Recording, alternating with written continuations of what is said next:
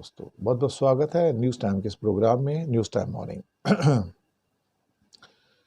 NATO chief ने warning दिया है कि इंडिया के ऊपर इस समय सैंक्शंस लगाई जानी बहुत ज़रूरी है, क्योंकि भारत ने रूस से तेल खरीदना छोड़ा नहीं है और वक्त आ गया है कि भारत के ऊपर सैंक्शंस लगा दी जाए।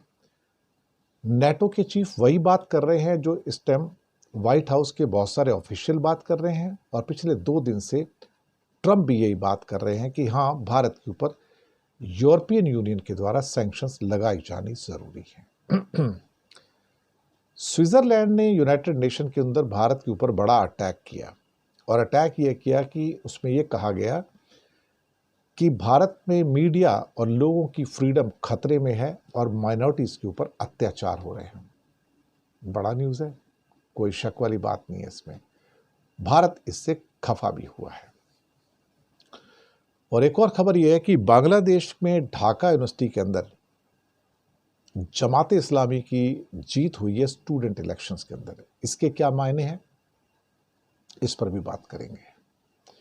तो पहले आज बांग्लादेश की बात कर लेते हैं कि बांग्लादेश की राजनीति में जमात इस्लामी की स्टूडेंट इलेक्शन में जीत ने सबको चौंका दिया है, सबको चौंका दिया है।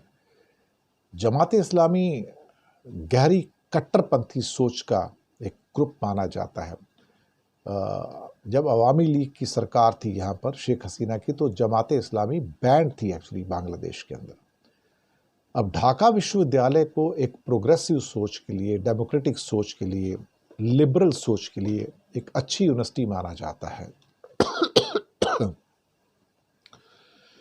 अब ऐसे में वहां पर एक कट्टरपंथी संगठन क्या कहते हैं कि जमात इस्लामी की जीत भारत के लिए कोई अच्छा संकेत नहीं है। पहले जितने भी इलेक्शन होते थे अवामी लीग वर्सेस बीएनपी हुआ करते थे। अब चूंकि अवामी लीग नहीं है वहां पर, तो बीएनपी और वर्सेस जमात इस्लामी, तो लोगों ने बीएनपी की बजाय छात्रों ने, यानी कि स्टूडेंट्स ने जमात इस्लामी के छात्र संगठन को वोट देना ज्यादा पसंद किया। ये थोड़ा सा बात जो है ना, वो थोड़ी सी टॉलरेट नहीं हो पा रही है कि जमात इस्लामी को ऐसी सपोर्ट।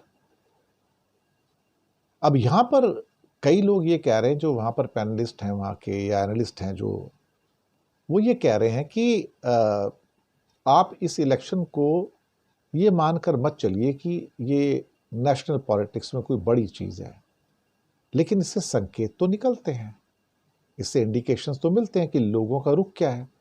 इसका मतलब जो लोग जो पहले कह रहे थे कि जमात इस्लामी को लोग लाइक नहीं करते, वो कट्टरपंथी पार्टी है, कंजर्वेटिव है, इस्लामिक कंजर्वेटिव पार्टी है, लेकिन इस इलेक्शन ने शो किया कि नहीं, ऐसा नहीं है। अगर वहाँ के युवा, स्टूडेंट्स, यूथ अगर जमात इस्लामी को वोट कर रहे हैं, तो इसमें से आपको संकेतों को पढ़ना चाहिए। और भारत से भी एक्चुअली कुछ संकेत निकल कर आए हैं। शशि थरूर ने एक्स पर लिखा है कि ये भारत के लिए चिंताजनक है कि देखते हुए कि अब बांग्लादेश के लोग या यंगस्टर्स जो हैं जमात इस्लामी की ओर जा रहे हैं, तो आप समझ के चलिए कि फिर हमारे लिए चिंता की घड़ियां सामने खड़ी हैं। ये बात तो सही है, बिल्कुल, ये बात तो मैं भी कहूँगा। इसके बाद आते हैं कि नेटो चीफ की जो वार्निंग आई है सारी की सारी, और वो ये है कि भाई जो इंडिया के ऊपर सैंक्शंस लगाओ, और वो ज़रूरी है। ऐसा क्यों हो रहा है? विटेकर, मैथ्यू विटेकर उनका नाम है, वो कहते हैं कि आप कब तक तेल खरीदेंगे भाई, हम आपको नहीं खरीदने देंगे, आप बहुत ज़्यादा आगे बढ़ चुके हैं। लेकिन एक सच ये भी तो है ना कि तेल की खरीदारी पे अभी तक सैंक्शन लगी नहीं है, रेस्ट्रिक्शंस नहीं है, उसकी प्राइस के ऊपर कैपिंग है। लेकिन अमेरिका चाहता है, यूरोपियन यूनियन चाहते हैं कि इंडिया जो है वो चीन और ब्राज़ील के साथ मिलके आप रशिया से तेल खरीदना बंद करो, क्योंकि उससे जो पैसे मिलते हैं वो रशिया उससे वॉर लड़ता है। लेकिन अब मैं एक बात तो यहाँ पर कहना चाहूँगा कि अगर अमेरिका ने या ईयू ने सैंक्शन लगा दिया ऑयल के ऊपर, तब स्थितियाँ बदल जाएंगी। अगर अमेरिका भी लगा देता सैंक्शन रशिया पे कि आप तेल खरीद ही नहीं सकते, अभी तो कैपिंग है, तो कैपिंग के साथ आप खरीद सकते हो। लेकिन अब इसके बाद अगर कहा कि आप तेल खरीद ही नहीं सकते हो तो भारत के पास कोई रास्ता नहीं बचेगा। जैसे कि ईरान से हम तेल नहीं खरीद सकते ना, उसके ऊपर तो कैपिंग भी नहीं है, पूरा का पूरा सैंक्शन है, तो आप खरीद ही नहीं सकते। तो अगर अमेरिका का सैंक्शन आ जाएगा रशिया के ऊपर कि आप तेल खरीद ही नहीं सकते हो, खरीदोगे तो आपकी जो जो खरीदता रहेगा आपके ऊपर सैंक्शंस लगती चली जाएंगी, तो फिर इंडिया को उस तेल को खरीदने से रोकने के अलावा और कोई भी रास्ता नहीं बचेगा।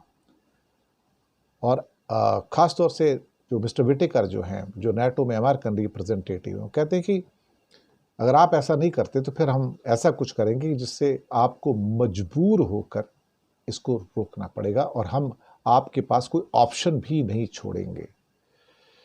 हालांकि इंडिया का कहना है कि हमें आप गलत तरीके से निशाना बना रहे हो।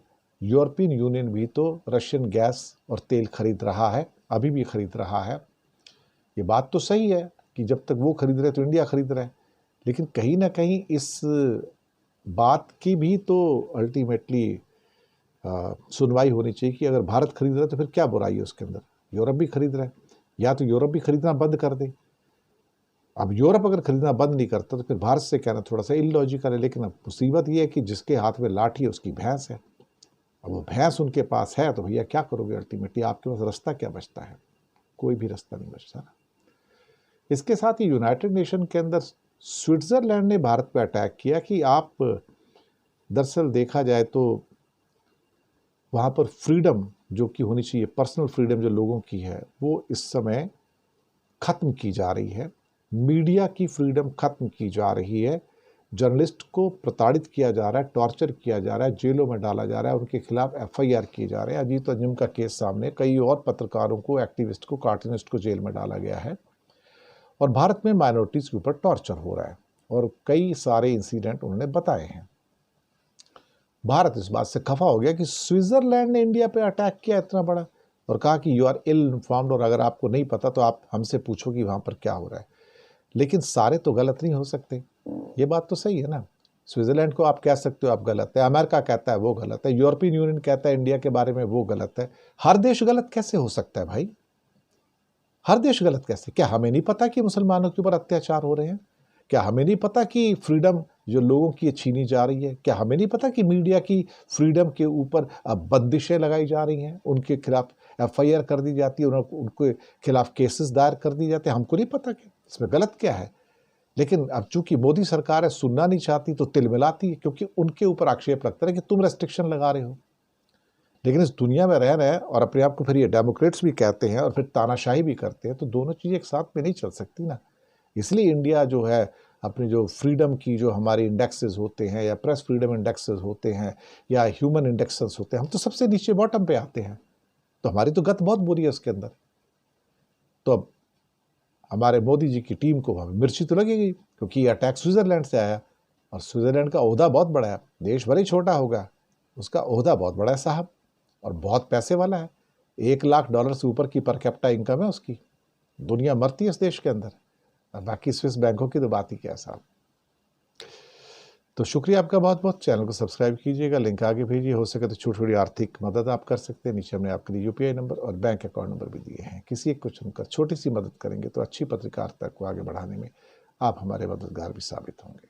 धन्यवाद।